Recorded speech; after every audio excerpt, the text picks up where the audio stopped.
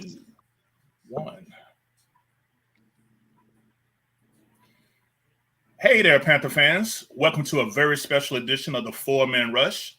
I'm your main man, Kevin Avery, a.k.a. 4MR Kountry _Kev, for all our Twitter followers out there. Got a very, very special podcast episode here tonight. You know me, I'm always about the trenches, so we're going to have a State of the Trenches address here. Got two very special guests here. We have the OG, the former Panther All-Pro guard, Mike Wahle, who's been on here multiple times before. And we got a brand new fan favorite, the Panthers' current starting center, Bradley Bozeman, joining us here tonight. And we're basically going to, address what's going on with the Panthers, particularly in the trenches, and also let you fans know about what's going on with these guys off the field here as well. So, keep things in a timely manner. We're just going to jump right to it here. So, if y'all want to give a quick introduction to yourselves, Bradley, you go first. Yeah, so Bradley Bozeman with the Carolina Panthers. This is my first year here. Played at University of Alabama from 13 to 18 or 17 season. Just been a football player all my life. So just trying to keep that going. But appreciate you having me. All right. Yeah. Appreciate the invite. No, I'm sorry. So go ahead. No, sorry. Yeah. Mike Wahle. I played with the Packers, Panthers, and Seahawks. Running a podcast on my block podcast with Amon Green. Also do a block party podcast, do trench warfare stuff. Work with pro athletes, aspiring athletes right now. Just with a company called Process to Perform, trying to improve mindset development, technical mastery, and ownership decisions. So thanks for having me on as always, Kev. Bradley, really looking forward to talking to you. All right, great. And just real quickly, Mike, I know you had mentioned your process to perform here. Kick it back to you, Bradley. A lot of Panther fans have come to find out about the Bozeman Foundation. I definitely read the history of it. If you just want to give like a quick recap of the Bozeman Foundation, how it started, what it does. So definitely you can get Panthers Nation behind you here. Yeah, absolutely. So it's the Bradley Nikki Bozeman Foundation. My wife and myself run it, mostly my wife. But we started in anti-bullying.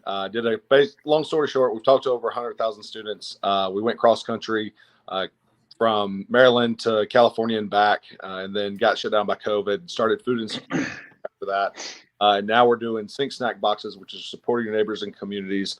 And they're 6x6 food boxes that go in back of squad cars. And these police officers take these boxes around and distribute them to the kids in the local area. They have QR codes on them that just help families. They have GED programs on there. They have just things that help out families, whether it's food insecurity or help, housing or whatever it may be. But it's been a great program. Just love to help out this community any way we can.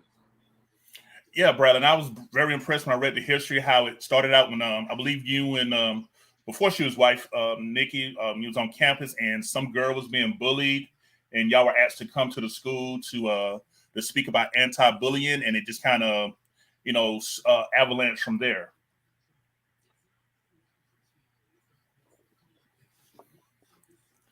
All right. And Mike, with your process to perform, you mentioned on here before, what's the latest going on with the process to perform? Yeah, we really just working with athletes right now more than anything else. I shut down that side of the podcast because we were doing a lot more NFL-centric stuff. So we used to do a player development podcast. We're really focused on the NFL stuff right now, the Packers stuff, and then obviously some larger league-wide trench warfare information. But still working with athletes, aspiring guys, working with a lot of pro guys.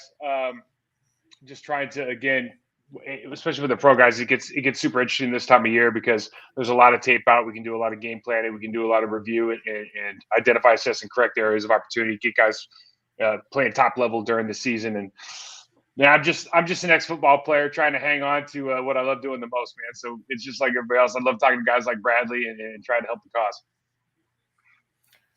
Oh, yeah, great. And again, I want to thank you, gentlemen, both. So let's jump right into these questions here. Bradley, I'll start with you. So with you this past all season, with it being free agency, what was the free agency recruiting process like? And what was it about Carolina that made you like it? Because we had heard rumors that you was offered more, so you took less to come here. So what was the appeal for you? Yeah, not exactly how I thought it was going to go. But ended up coming here. It was amazing. It was just it was a blessing in disguise. I had a couple different offers from different teams across the league, and just decided that this was my home. This is the place I needed to be. I knew Scott Fitter. I knew that front office was going to do everything they possibly can to try to bring this organization back around to what it was and what it can be. So, fell in love with the place as soon as I came for a visit. I met Coach Campen, the offensive line coach here. I knew who he was. I knew his reputation. And I knew that I would grow as a football player if I came here and played under him. So every single thing that I thought I was getting out of this place, I've gotten. So just ecstatic to be here. Right. And tell me, Bradley, what you think about the food down here in the Carolinas? How you like the food so far? Oh man, I'm a Southern boy, so yes, sir. I'm loving the food. Get some real soul food again. Good. All right. So, Mike, we know it was a while back here, but same thing with you. What was the free agency recruiting process for you? What was it that made you chose Carolina when you came? Yeah, it was pretty easy, man. To be honestly, for the 2 years prior to that, I think, and the year prior to that specifically, we played Monday Night Football. The first game of the season we played against Carolina Panthers when you guys had Chris Jenkins, Mike Ruckert, Julius Peppers, Brenton Buckner, Dan Morgan, Mike Minner, on and on and on. Best defense in the league, best box seven in the league at least. And I remember sitting there in the locker. We ran for like 200 yards that game. Ended up winning the game. And all us boys in Green Bay were sitting in our locker room like, man, that was the hardest game we're going to play all season because nobody brings it like Chris Jenkins brings it. So when I was going and looking for a place to land during free agency, I just wanted to play with a good defense. I had never played with a good defense before being in Green Bay. Ever since Reggie White left my rookie year, they really hadn't had a squad up there on the other side of the ball. We had lost a lot of playoff games because I thought like we just weren't a very good balanced team. And so I wanted an opportunity to play for a team that had one of the best defenses in the league. And when you're a free agent, things come up. You have kind of your wish list, and sometimes they come up and sometimes they don't. I got real lucky that Carolina wanted me. Yeah, great. And you was definitely great to have that 2005 season for us. Man, that was a ride. I really think injuries robbed us of a possible Super Bowl run that year, man. But hey, such is life in the NFL. Now, Bradley, you mentioned a name earlier that you and Mike definitely got a connection on. You mentioned the offensive line, James Campen. You said you're very familiar with him. If you wasn't aware, but you probably are, was also Mike's O-line coach up in Green Bay when he played. So tell me, what was your impressions of James Campen when you met him? Just real, just salt of the earth guy. He played in the league for, I think, 6, 8, 10 years. I can't remember exactly how. So it's always good to play for a guy who actually played in the league and has been through it. Just knew his reputation, knew a couple buddies that had played for him. So I called them up and, got the raw version and nothing but good things to say about him. So just, everything that I saw, everything that I read was exactly who he was. We came in, I think we met for like 2 hours, watched film. I really knew just those 2 hours with him, watching that film, knew that he knew a lot more ball than I did, and knew that he could help me out in a lot of ways. So yeah, it was a no-brainer for me. And Mike, with James being your former O-line coach, based on what you've been seeing and watching on film, because you're a film junkie like me, what are you seeing? What have you noticed about just the Panthers O-line in general, and particularly with Bradley here? Yeah, first let me say that I think James Campen's one of the top guys in the league. When he came into Green Bay, when I was there, he was our assistant line coach, actually coming out of high school. I think he'd been coaching a high school team, and then he was working under Larry Bechtel in Green Bay. And he had so many good offensive lines with the Packers over the years and developed a lot of players. So you kind of come in with that. He comes in with a little bit of cachet, and everybody knows that he's a guy that can develop athletes. He has a long list of players that are not necessarily first-round picks, but have turned out to be Pro Bowl, all-pro guys. So I think he brings that first and foremost. There's a lot of guys in the league that are scheme guys. There's a lot of guys that are pretenders, but James is a passionate offensive line coach. Like, this dude just wants to talk ball. He likes to talk footwork. And I think, one thing you see in the league now, and you can see with the Carolina Panthers with James, is like James is trying to do things what he thinks is best practice. And you got guys that are coming from different colleges, different professional teams. Like not everybody's homegrown anymore, right? So you look at, Bradley was coming from a really successful running game in Baltimore, but they probably do things a little bit different as far as footwork and as far as the way they make calls and whatnot. You see a guy like the right guard, Austin Corbett, like he's coming from the LA Rams, and the way that he operates is completely different than maybe the way that Bradley Christensen and Ike Ekwonu are going to learn, because they're homegrown guys that like this is their first stop. And so, James is going to be like, hey, this is the kind of foot we're going to take. Whereas like Austin might he shuffles into every block, right? And that might not be what James wants or what he's used to, but like you have to make those adjustments. But one thing you can see with this Panthers team is like week in and week out, their footwork is getting better. Their hand placement is on point.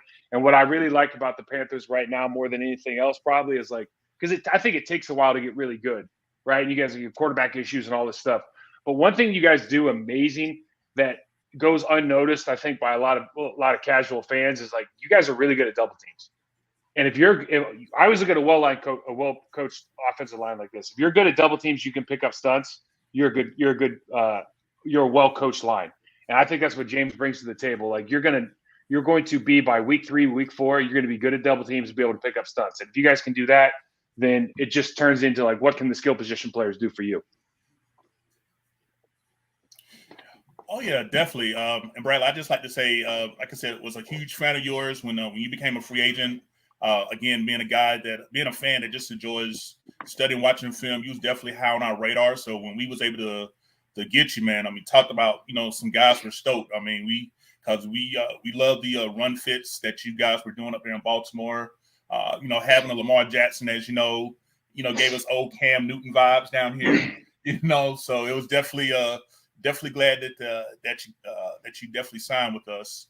I like the fact that you played not only with technique, but you're nasty, man. I mean, you finished blocks. I know Icky came in as a rookie with the whole bottles of pancake syrup, but man, I see y'all this year. Y'all passing that bottle of pancake syrup around like y'all are putting, in the words of Rock, boots to asses on a lot of plays, and we haven't had that consistently in our offensive line down here in a while, man. So that nature feistiness that you bring, man, is definitely much appreciated. How do you feel about it when it comes to your physical aggression, on a play? Yeah, I think that's one of my biggest attributes. I always try to bring physicality to wherever I'm at.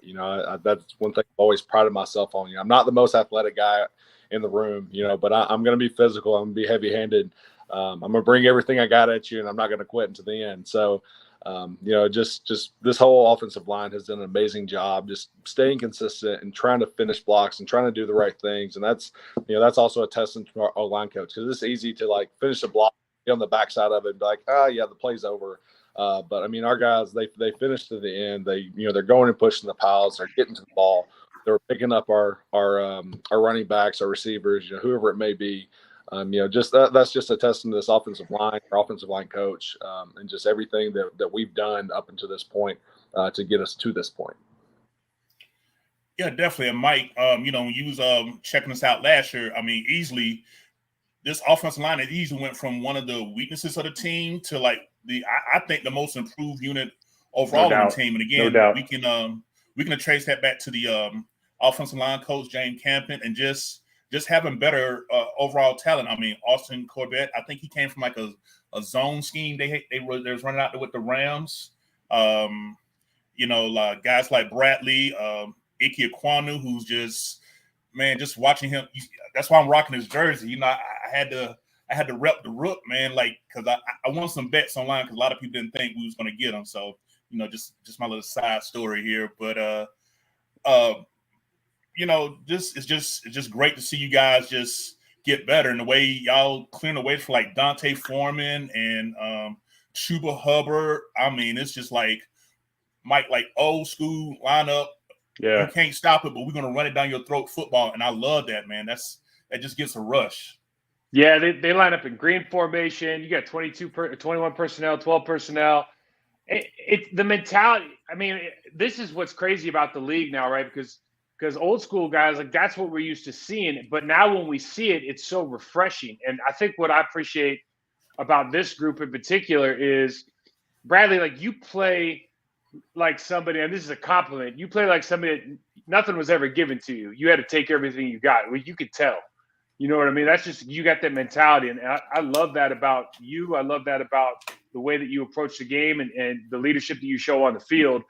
But it does for me. It starts with James. It starts with obviously bringing in the right guys from a personnel standpoint, but it starts with James Campen and the expectations he has and the way that he wants his room to operate and the tone that you set, and then bringing in the right guys like yourself that have been in programs that are successful. What do you think? I'm just curious, Kev. You don't mind me asking the question of Bradley? Sure, I'm just curious. What do you think that James has helped you improve on the most this season? And I really think it's the little things. Like it's the little hand placements, the little techniques on back blocks, and I think my biggest thing this year. So in Baltimore, it's all about like how fast can you get to the second level? How fast can you do this, that, the other? And I think Coach Campen's really taught me patience, like being patient, playing myself, being able to use my strength and my girth and everything that goes in my favor to my advantage. So I think that's really the biggest thing, is just slowing down my feet a little bit, really getting in and creating some power and be able to move some guys. Because that's a problem I always had. I would play in Baltimore, is I'd play kind of sometimes out of position and out of my body just because I'm trying to move so fast, do the things that they want me to do. But in this system with this coach, he really lets me play into my play style. So I think that's the biggest thing I've been helped with this year. You've done a great job. As you said that, I was just remembering a game. I was watching a game film on Baltimore this morning, and you guys ran like basically an A block, but you stepped to the left, came back to the right, slammed I think it was 93. You slammed him on his hip, Calais Campbell, and sent him just flying across Austin Corbett's right shoulder. And then he rose up to the linebacker, just playing with that pace, right? Playing that pace of play that's a little bit different. It's so crazy, isn't it, Bradley? Where you watch some teams and like you said, they're flying up to the linebackers and nobody takes care of the first level anymore. The first level ends up making the play every time. And you just sit here as a player, as a coach, as a fan, you're like, just take care of the first level, guys. It's not that hard. But they think like the expectations are you got to rush up there. It's like, no, man, use what God gave you. 100%. Like I said, that was one of my biggest problems last year. And to be able to do that, to be able to, just slow those steps down and be back to like pacing steps and, really timing everything out has been great. So awesome. Yeah. So since I have a center and a guard here, I was dying to ask you guys this question here. So feel free to tag team here. But I'll start with you, Bradley. A lot of fans, when it comes to center, they see you doing a lot of pointing and things like that. Could you describe what as a center, the pre-snap communication? Because one of the things I valued about you in free agency before you signed with us, I noticed that you have a very high football IQ. Going to Alabama, I imagine that's where it manifested at. But you first, and then you can follow up, Mike, if you want to. But describe like how you be communicating with the line, everything that goes on before the ball is snapped. Like how important is all of that? Yeah, I think it's one of the biggest keys to being successful and just having everybody on the same page. Starting out, you get the call, you get to the line, you're identifying the defense, whether it's 4-down, odd, jam, over giant, whatever it may be. Finding your linebackers, finding your Mike IDs, depending on the play and how it goes, and then looking at safety rotations because everyone's on strings. That you can't be rotated down with a safety and not bring someone and bail someone. So it's just getting in that process and making sure you're loud and communicating to both sides, breaking your tendencies and all that kind of stuff. With your points or whatever it may be, and trying not to let everybody get a little jump on you. So. But yeah, that's the starting point. And then a lot of times, like remembering the snap count, like once you go through that whole process. So there's a lot of communications and but yeah, it's my favorite thing to do. I love being in charge of the offensive line. I love putting us on the right pages and really diving deep into my film study and making sure we have everybody on the right page.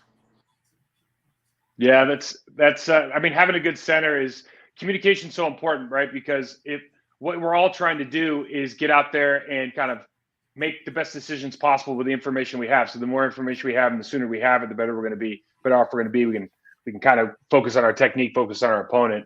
from a guard standpoint, we're looking at all the same stuff that the center is. Obviously, the center, depending on the offense, Bradley, as you know, the quarterback makes all the. Sometimes in some offenses, like Peyton Manning wanted to make all the calls. The center makes all the calls in a lot of offenses, especially when you're rotating quarterbacks. But you start playing guard, you start playing tackle. Then you start focusing on your individual player that's in front of you, or the combination of the defensive tackle, defensive end, and linebacker, where they're all lined up.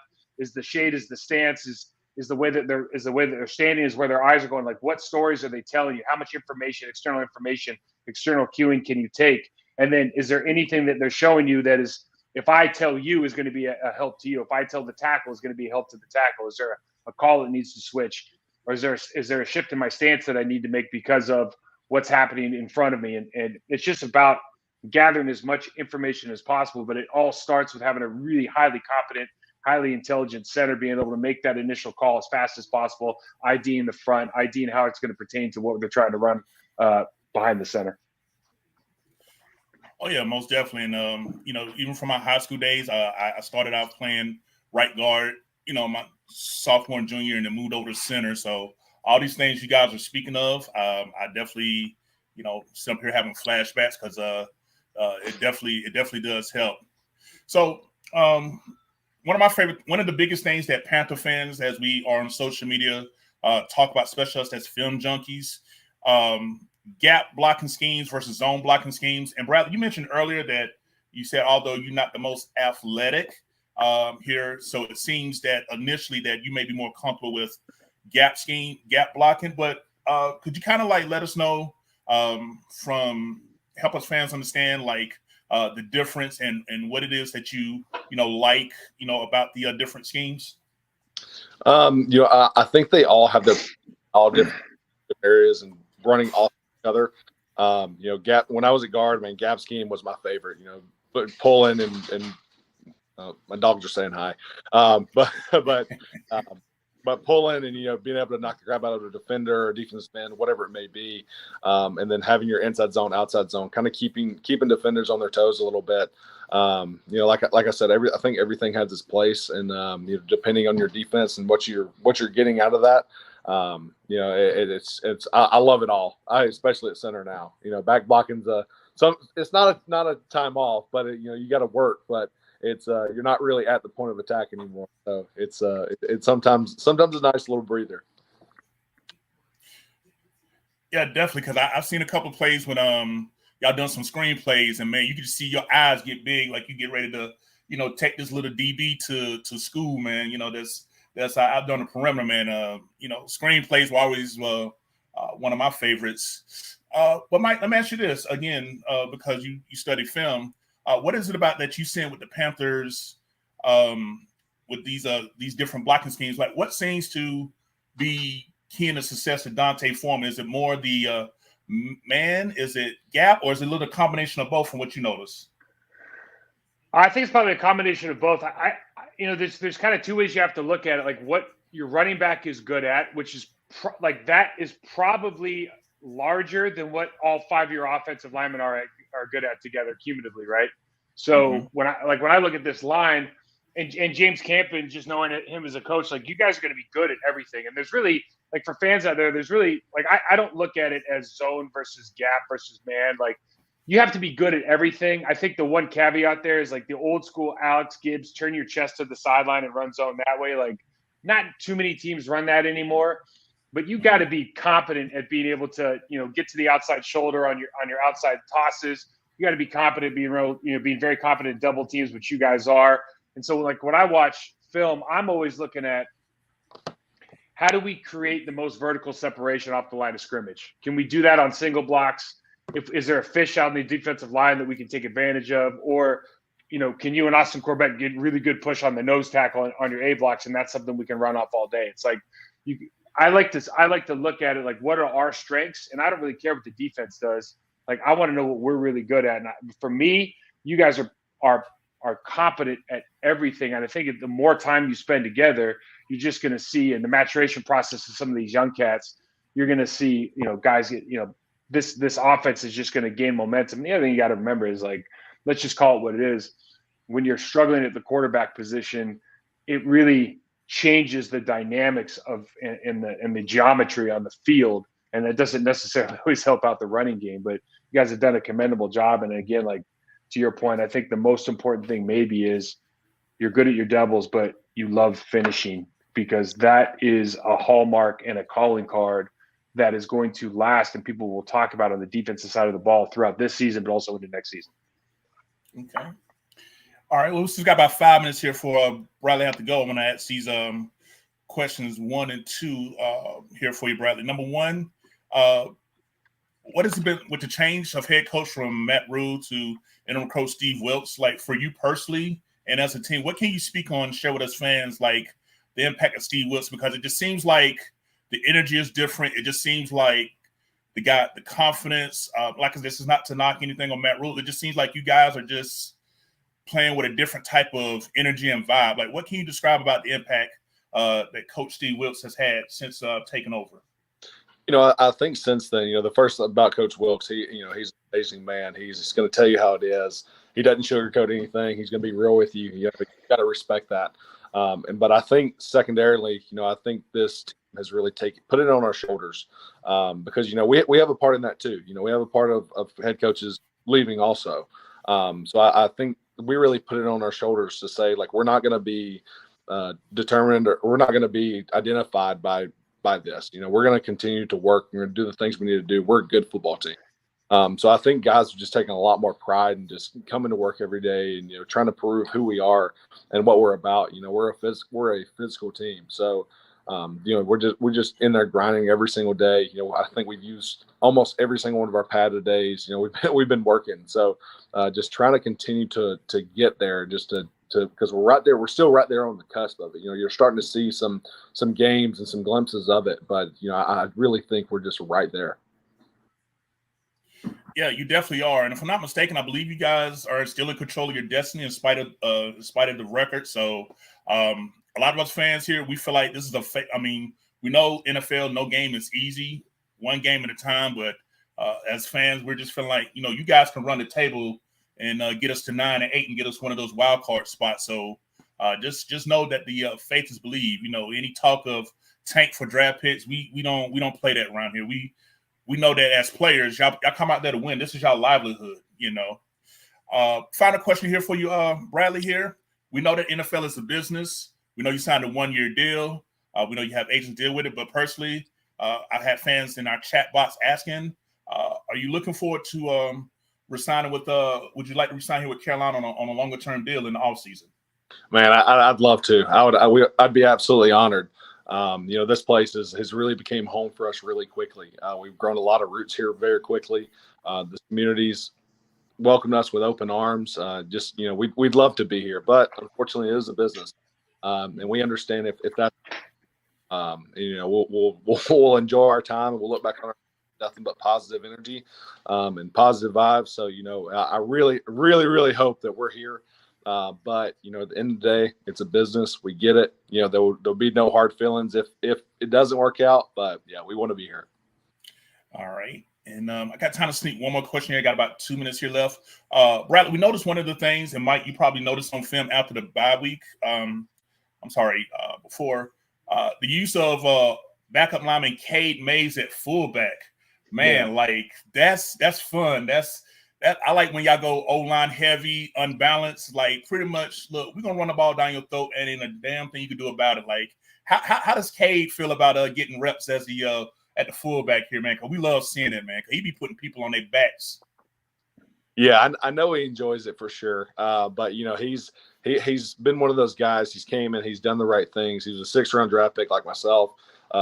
He's done the right things in practice every day. He's came to work. He hasn't given up on anything. Guys just consistently been consistent. And just, he's been working his butt off every single day. So, he deserves this opportunity. He deserves every bit of reps that he's getting. They've been going up. So, I think he's been doing a good job of it. So, hope that continues, and, we'll see. So, always cool to have some extra big bodies in there. Oh yeah, definitely. And if you could do me a favor, Bradley, when you go back speak with the guys, again, big fan of the trenches. Tell all the guys, if any of them are into this podcast thing, let you know, and then your wife can let me know how they want to get in contact with me. Hitting up, we'll definitely love to have them. One of my personal favorites from Ohio State is Michael Jordan. That plays guard. I like his dude. He plays with that same type of nasty he's played. And of course, if we can get Icky to come on here, it'd be a pleasure. So if you can let the O-line know, they got a home here on the 4-man rush. All right, great.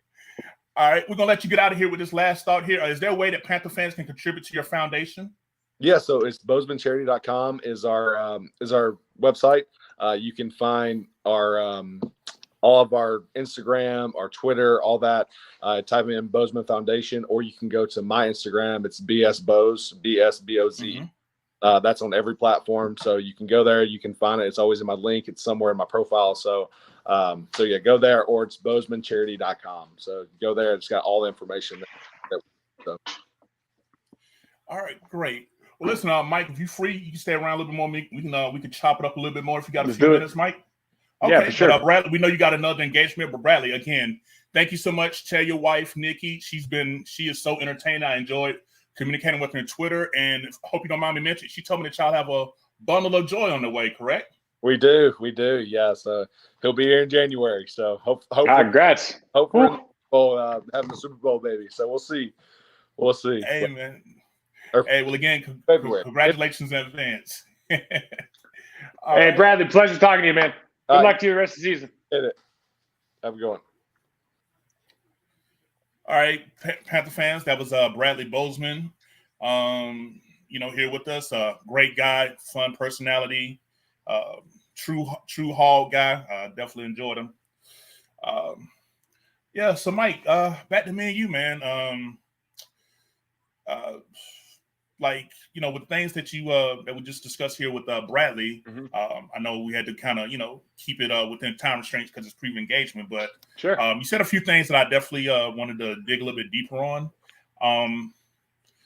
Now, I know you said that with James Campen that the lineman had to be able to be used to whether it's gap or zone. How important is footwork to a lineman's success with these plays? Footwork is the number 1, 2, and 3 most important things in being an offensive lineman. And there's a lot of offensive linemen out there that have great feet but not good footwork. And so, it's like Tom Brady has always had the best footwork in any quarterback in the league, but he doesn't have the best feet, right? He's not the best athlete. He just has the best footwork. Meaning he 1, 2, 3, 4, 5, and off that back foot he can just throw.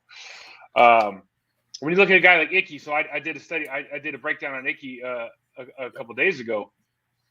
And first of all, he's box office, man. He's going to be big time. And it's crazy because if he was he'd be good either way.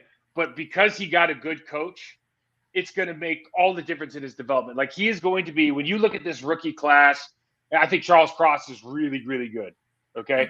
And I think it was kids in Seattle really good. But if you look at this rookie class, some of these guys, not just the first rounders, some of these guys are going to struggle for years and years and years because they're not with a coach that preaches fundamentals of footwork. And Icky's one thing right now is he's been so athletic, like he steps underneath himself. He doesn't take a first step. He shuffles into a lot of contact, but he is incredible with his hands. He's incredible with his hips. And so he overcomes a lot of that. When Campen gets him for a full year, year and a half, and he has you can replicate his footwork over and over and over again. You do 1,000 reps of everything. He's going to be he's going to be unstoppable. You see the difference between right now. I mean, the reason a guy like Bradley Bozeman is thriving and surviving and playing well in this league is because he understands that footwork and fundamentals are the most important things to his success, right? When you just talk about the technical side of the sport and he puts in that time. So the long answer, I guess, is if you can't gain leverage on your first step in gap, in zone, in man blocking, if you can't gain leverage on your first step, if you can't strike on your second step, same foot, same shoulder with your inside hand, you're not going to be able to play very long in this league. And the guys that do it and do it really well are the guys that you really enjoy watching on the weekends. Yeah, definitely. Because as a Panther fan, because I was out in Vegas, for the draft, and when all three tackles on the board, Ike Kwanu, Cross and also Evan Neal, it's like, okay, who's the right, who's the best fit? It's like we really couldn't go wrong either way. But I don't know about that. I don't agree with that, man. I don't. I mean, I think. Let me just say this: like, you tell me if I'm wrong. And I think you go back and talk. We talked about it on your show. I told you about Evan Neal, and I'm not putting down any kid, but like when you lose 30 pounds, you're going to gain it back, right? And so you see him now playing, and whether it's coaching, whether it's just whatever it is, like he doesn't have the suddenness in his set that these other two guys have, and that's the difference right now. That's why he struggled mightily, right? Charles Cross, sudden. Ike Kwanu, I mean, real sudden, like almost unbelievable how good he is with his explosive footwork and hips. But that's the difference in right now, like when you're just coming in blank slate, like, and you're looking at those traits, those two of those guys have amazing footwork off the jump. And like, Charles Cross, to his credit, I've never seen a dude be able to play with his arms extended and almost like detach his upper body from his lower body. This dude can lock you out and just start running and not lose balance. I mean, it's amazing what he can do. Icky's got, hip explosion for days. It's just when they put it all together, man, it's going to be fun to watch because, you remember how many really, really unique tackles there were probably a generation ago. When you think about Orlando Pace, you think about Boselli, you think about Big O, you think about obviously Big Walt Jones. Like we're going into a group that could be, some of those guys could fill those shoes. Oh yeah, definitely. And with the Panthers' upcoming game this Sunday at Seattle, we'll be able to check out both Ekwonu and Cross here. So definitely, like me, when I watch the game, I always watch the trenches first, and then try to catch what the skill players did on the replay.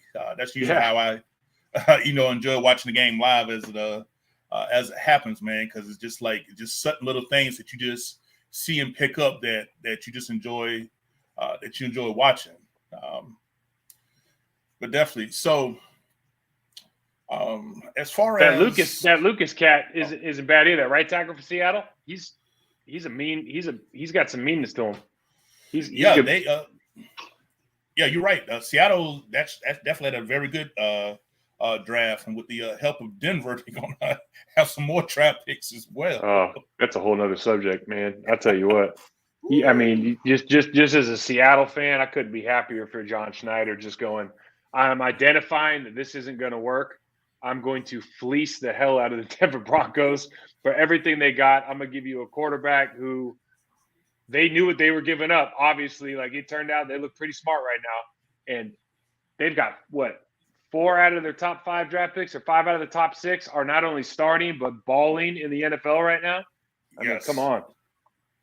Yeah, definitely, and the rebirth of Geno Smith. I mean, as a fan, I mean, it's just been fun to watch. A player to come back from that's pretty much written off in NFL spirit. I think after the first game, I think he said something about people wrote the book on me, but I didn't read it or something to that effect that he said. Yeah.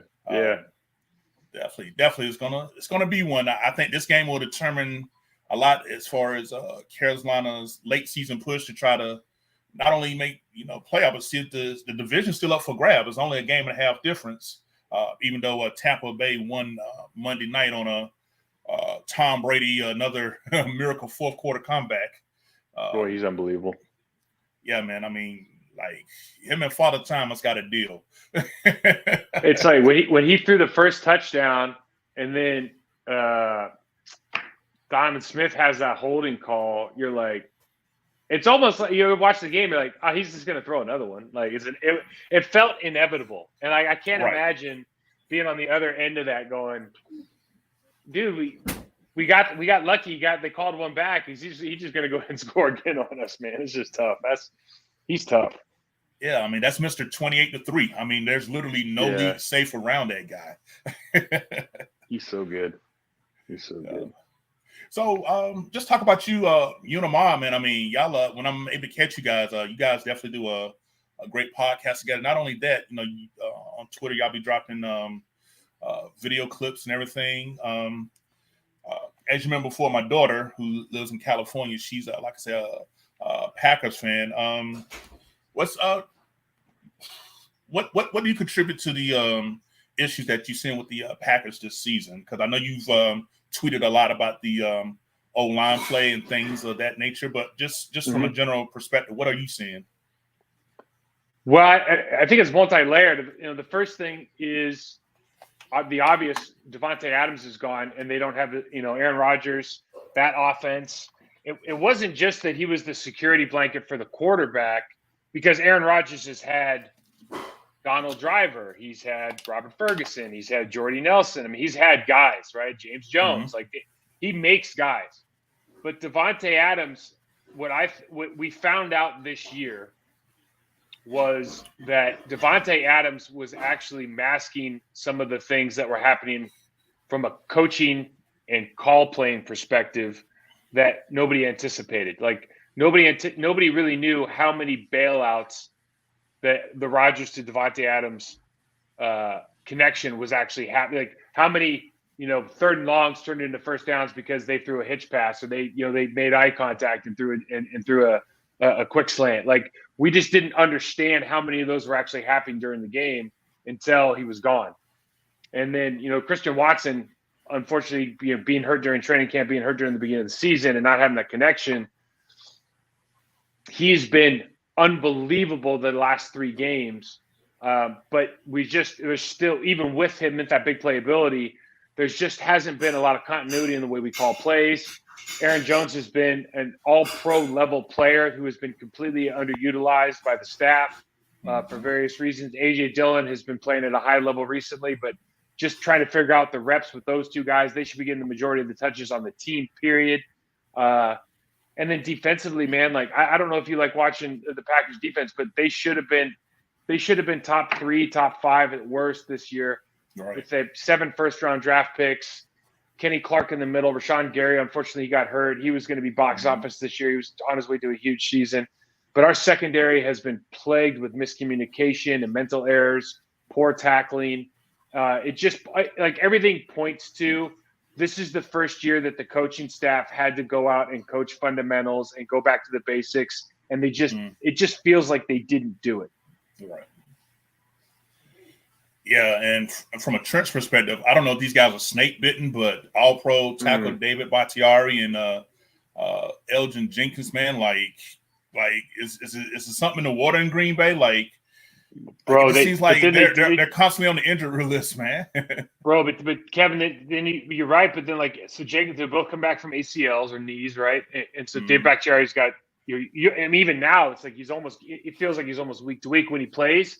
He's all pro. Like when he plays, he's big time. Elgin Jenkins is young, and he made a Pro Bowl a couple years ago, and he could play every position. He's a great athlete, but he's coming off this ACL, and this is kind of what I'm talking about. He's coming off his ACL. He plays left guard, and on his first game back from his ACL, they're like, "Oh, by the way, you're going to go across the ball and play on the right side. Not only are you going to play on the right side, you're now going to play right tackle, which you don't play."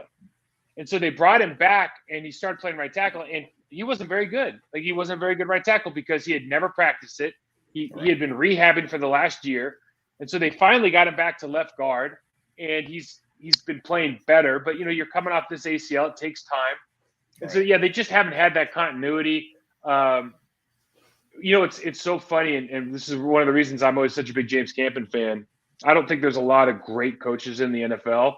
But Adam Stenavich was the line coach for the Green Bay Packers last year, and he just did an amazing job. And I think Steno was actually in Carolina in training camp in 2006. You might have to check that, but he did such an amazing job developing young guys to play for injuries. And this year he moved offensive coordinator, and they just have not been the same up front. They're just not the same team. They're not as detailed. They're not as physical, etc. And so coaching matters. If in any position, coaching matters maybe the most at offensive line. And I'm gonna wrap it up here with you with just one more question. It's funny you mentioned coaching, and this is gonna be kind of out the league because I know that they were talking about it, and I know you follow the league. How important is it to have a true offensive coordinator. The reason why I'm asking, because up in New England, it's a cluster. You know what? They got a defensive coordinator and special team coach taking turns calling plays for for the offense. And man, it just looks like excuse my language, look like a hot ass mess, man. I mean, you saw the frustration of Matt Jones. Like I said, everybody could read his lips what he was saying in the last game. Like he let fans know how important it is to have a competent offensive coordinator, and like what they do to address the different levels, the line, backs, receivers. Well, I think what you're kind of getting exposed to with the Patriots right now is all those guys have gone through the Belichick coaching scheme, right, or the development plan, and so they know off. It's not like Matt Patricia doesn't know offense back, forth, and sideways. Like, he knows everything there is to know about offense, but there's a difference between knowing the offense and then getting that 10,000 hours or whatever it is of repetitions of calling plays in live action versus different defenses, different scenarios, and just being comfortable doing it. Like, that is I can coach offensive line all day, right? I understand routes. If you ask me to go call an NFL level game right now, every play would be a screen or a run. I'm just telling you know what I mean? It's like because you just fall back on what you know. And so when you're a defensive guy and you know exactly what you would do on defense, like it's almost like he's you remember in Princess Bride where the guy's like having the battle of wits? He's like he puts the poison in the cup. Like, it looks like Matt Patricia's doing that with himself. You know what I mean? Where he's like, I know what you're going to do, but you don't know what I'm going to do. So he goes back and forth. And I think that's where right now, just from a practical standpoint, it just gets really, really difficult. I don't think it's important. I'll say this, man, because like Jeff Saturday just got that job, and people can talk about how appalled they are and this and that. Like, dude, to be a head coach in the National Football League, you need to be a leader of men who can bring people together and get the most out of athletes. That's it, right? There's some organizational stuff, but at the core of it, can you help me become my best version? Because if you do that for me, I'll do anything for you. I will literally do anything for you because that's how I'm built. So if you can do that for me, that's important. You can go hire a coordinator for offense, defense, special teams. Dude, can you help me make me the best version of myself so that I can help you have the best team possible? So I don't know how important it is at that role, but from a coordinator perspective, man, you got to have those reps. If you don't have those reps, it's going to be problems. Yeah, definitely, because with us waiting to see what's going to happen with Coach Steve Wilks. I know currently we have offense coordinator Ben McAdoo here as well. A lot of Panther fans feel like, hey, if Wilks is the coach, we need to upgrade an offensive coordinator. I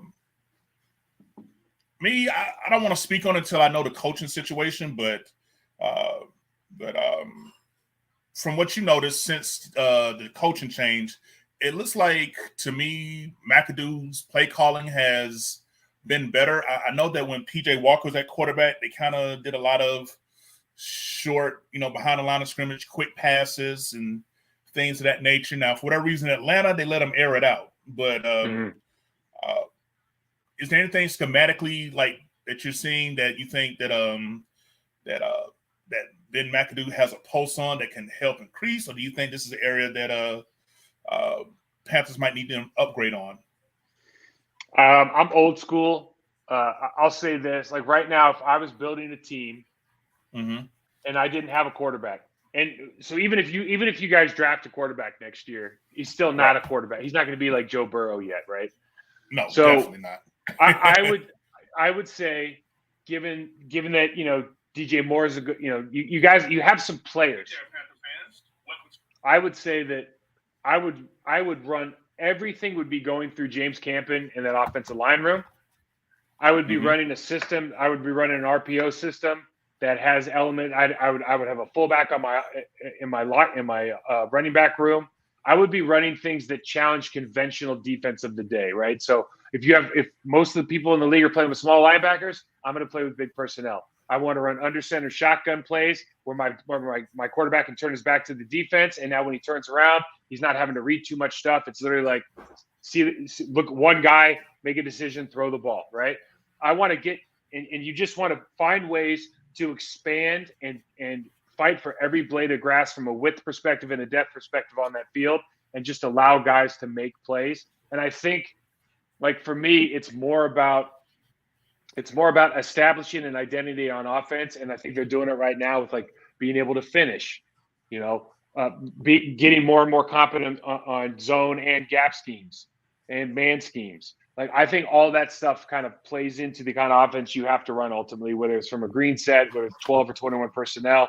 Like, you got to run that stuff right now, because you just don't, like, you're not going to walk in next year and pick up some dude that's just like, hey, let's go old school, Warren Moon, shotgun, run and gun, the whole nine, and be able to be successful in this league anymore. Like, I think, first of all, the league's going away from that. Like, the pendulum's swinging back, and you're just going to see more and more teams successful, 12 personnel, 13 personnel, 21 personnel, run the ball, heavy play action, get guys in one-on-one situations, let athletes be athletes.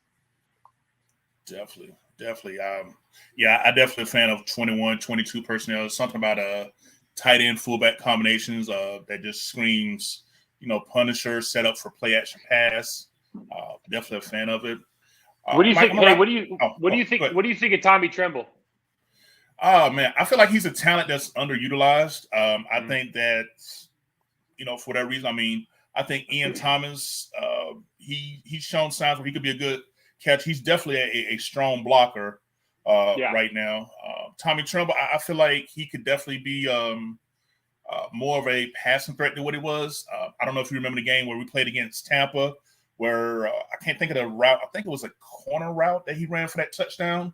I think that Tampa Bay was playing like it was like a busted cover 2 play, and he was able to get behind the corner in front of the safety, caught the touchdown. He just ran a really smooth route. PJ ran like a tail 7, yeah. Yeah, ran a. It was just picture perfect, man. I definitely think he's underutilized and could be developed more. So I'm definitely a fan of his. For me, I think that the tight end position in the majority of the offenses over the next 3 to 5 years is the most important position on the field, not named quarterback. I just and here's why I say that, man, because like there's so many slot receiver, wide receivers now, or tight ends now, that just have no business being in. They're not inline blockers. They can't do it. They do nothing for you in that front, right? That if you can get like the dude that's coming out from Notre Dame right now, if you can get a George Kittle, if you can get a Mark Andrews that can block, that a Rob Gronkowski that can block and catch passes and run after catch, like there are not defenders on the field that can handle that player, and because everybody's getting lighter, faster, whatever, like that player is going to become more and more effective. Because you look at now, like what are 90% of the tight ends running in the game? Are they going back across the center and trying to cut the defensive end? Like that is literally all they're capable of doing. If you get a guy who can actually block, you can put him in and never have to take him out. Then every time you play, the team you're playing against has to decide whether they're going to go base or nickel, and from like basically from the jump, and the whole game, like you can game plan immediately. I definitely agree. Like I said, I just feel like the tight end talent is definitely hasn't fully manifested itself yet. So, Mike, let me get out here with this last one here for you. I think we touched on it before, but just so our fans can get your perspective, not only as a former player, but as a football analyst as well. Sites such as PFF and Next Gen, do you feel like these sites, because it seems like these are analytical guys who never really played football, putting out information and grades that those of us that played, we just kind of be like, I get it, but that doesn't make sense. Like there was one game, I never forget it, a few years ago, Luke Kuechly had like 18 tackles, 4 tackles for loss, 2 forced fumbles, and he got like a grade of a 69. And I'm like, what? So tell me, like, if you know inside information or what you think players or coaches think, but how do you feel about these sites and the information they put out that seems to influence what fans think of players' performances? I think I just think it's sad. Honestly, I don't know how else to say it. I think it's sad. When PFF started, if you met the guy that was grading the offensive line for like the AFC East, you would have never gone on the site again. I think it's unfortunate that it's what I call it. I call it contextual intelligence, and PFF and these sites have zero contextual intelligence. And what they've tried to do, they'll try to weight like a grade. But I'll give you an example. Okay. And I am not bashing this guy, and I think I might have said it on that podcast that I just put out with Andrew Thomas and Icky. Mm-hmm. Andrew Thomas is a very, very good player. They had him rated like the highest guy in the league for weeks and weeks and weeks. If you watch what he is asked to do, like in the context of what he's asked to do in that offense, and then you compare him to an Ike Ekwonu, you compare him to a Laramie Tunzel, it's not even close. Like and it's not his fault. It's the offense that they run. But if 20% of your plays, I could put a blocking dummy in there and it wouldn't matter because you're just running a keep pass, or you're running a draw set, or you're running a hinge on the backside. Like how many plays, or for the PFF stuff, for example, how many dropbacks in man pass protection do I have to do? And it doesn't, like, the outcome of the play doesn't matter. There's 21 other players on the field that are going to help determine the outcome. Right. I can pass block my guy, hold him.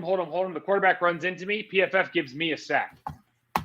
That doesn't make any sense, right? Somebody else gets beat. The quarterback runs in. So I think I think it's unfortunate that we use those.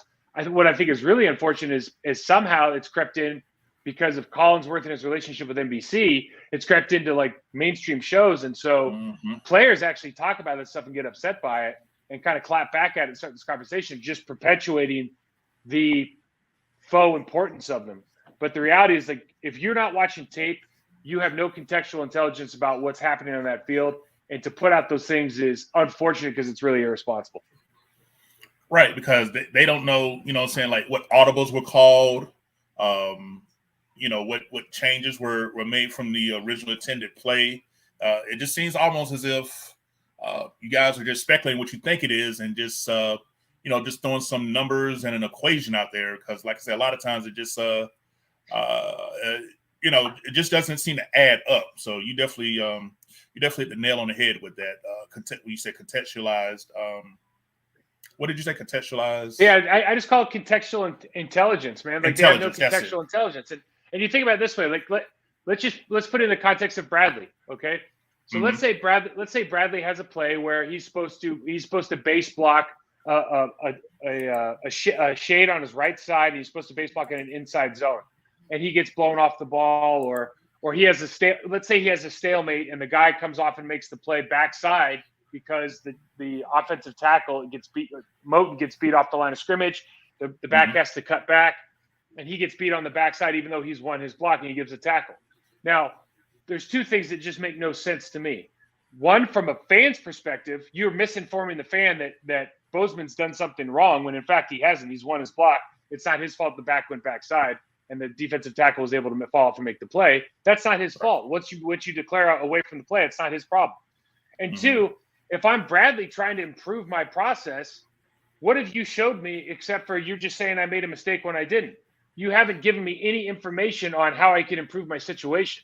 And maybe that, because I'm a player development guy, I look at that stuff. That's why all the stuff I do, if you look at that video on Ike Ekwonu and Andrew Thomas, or the one I did before on Zach Tom and Charles Cross, any of the ones I've done this year on the block party stuff, we base everything on process, because like it's not just about if you get beat, it's why things are happening. If you don't understand why things are happening, you shouldn't be talking about the outcome. Exactly. I consider better myself. I am pretty passionate about that. I hope you can't tell. Oh yeah, and I like it. That's why I wanted to bring it back to the forefront, because you was pretty spicy about it the last time. So I just wanted to get like a refresher, because like I said, we use it as a tool. We try not to make it the ultimate deciding factor, at least the grading aspect of it. But it'd be nice if former players could put something together that's more more realistic, more of a way of giving fans access to what is considered a success and what's not a success.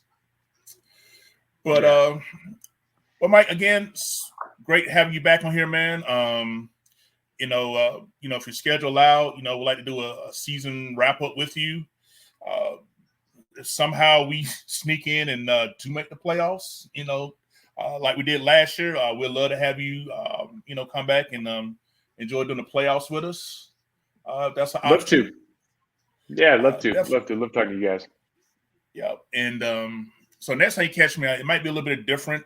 I made a career change. I now drive 18-wheelers. Nice. I'm currently with Schneider. What's your route? Right What's your route? Are you gone? How many days you gone? Current schedule is 12 days on, 3 days at home. Mm-hmm. Nice, Yeah. man. So luckily I'm home now. So definitely move my schedule around to make this happen, because I definitely wanted to get on with you and Bradley here. So again, appreciate you being able to jump in at the last minute here and join us. You definitely add value. Ton of fan comments here saying welcome back, Mike. Still love you here in Carolina. So you still got a lot of love down here in the Carolina. You still in the Austin area? I am. Yep. Okay. Yeah. So I mean, now, we'll definitely stay in touch. Like we do. Support each other platforms and things of that nature. But yeah, definitely be in touch. And as we get closer to these playoffs, man, we can talk playoff football and our thing in the trenches, man, and just have a good old time. Hit me up whenever, man. Thanks for having me on, Kevin. All right, everybody. Again, this is Mike Wahle, former Carolina Panthers Pro Bowl guard, and this is your main man, Kevin Avery, of the four-man rush. We want to thank you all for joining. And previously, we had on Bradley Bozeman, the starting center for the Panthers. Want to thank him as well. Everybody, thank you for joining us tonight. Y'all stay safe, stay warm out there. Keep pounding, and what a rush.